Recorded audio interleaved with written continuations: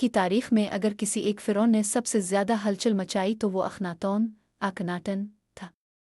اس نے نہ صرف سینکڑوں برس سے پوجے جانے والے دیوتاؤں کی عبادت ترک کر دی بلکہ ایک نئے عقیدے کو فروغ دیا، دارالحکومت بھی تبدیل کر دیا اور پورے مصر کے مذہبی اور سیاسی نظام کو یکسر بدلنے کی کوشش۔ تصویر میں نظر آنے والا یہ قدیم سنگی نقش ریلیف تقریباً 3500 سال پرانا ہے۔ اس میں اخناتون، اس کی مشہور ملکہ نفرتیٹی اور ان کی بیٹیاں دکھائی گئی ہیں۔ سب سے اوپر سورج کی قرص ایٹن کی شعاعیں نیچے اتر رہی ہیں اور ہر شعاع کے سنرے پر ہاتھ بنے ہوئے ہیں جو شاہی خاندان کو زندگی کی علامت اینک پیش کر رہے ہیں۔ یہ منظر اس بات کی علامت تھا کہ اخناتون ایٹن کو کائنات کی واحد اور اعلیٰ طاقت سمجھتا تھا۔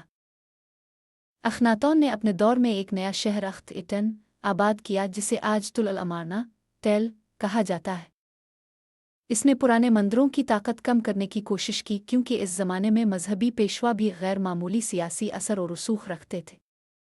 یہی وجہ ہے کہ بہت سے مورخین اسے صرف ایک مذہبی انقلاب نہیں بلکہ ایک سیاسی انقلاب بھی قرار دیتے ہیں۔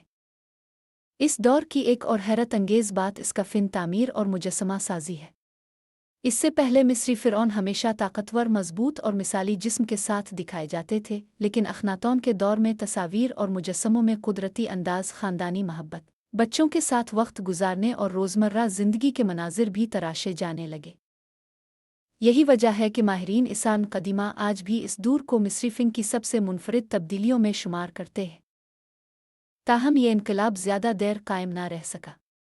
اخناتون کی وفات کے بعد اس کے جانشینوں نے دوبارہ پرانے دیوتاؤں کی عبادت بحال کر دی، دارالحکومت واپس منتقل کر دیا اور کئی مقامات پر اخناتون کا نام تک مٹانے کی کوشش کی گئی۔ شاید اسی لیے اسے تاریخ کا بھولا ہوا فرعون بھی کہا جاتا ہے۔ آج بھی ماہرین اس سنگی نقش اور اخناتون کے دور کے دوسرے آثار کا نئے زاویوں سے مطالعہ کر رہے ہیں تاکہ یہ سمجھ سکیں کہ آخر وہ کس سوچ اور کس نظریے کے تحت اتنا بڑا قدم اٹھانے پر آمادہ ہوا۔ 3000 سے زائد برس گزرنے کے باوجود یہ راز مکمل طور پر حل نہیں ہو سکا، اور یہی چیز اخناتون کو قدیم مصر کی سب سے پراسرار شخصیات میں شامل کرتی ہے۔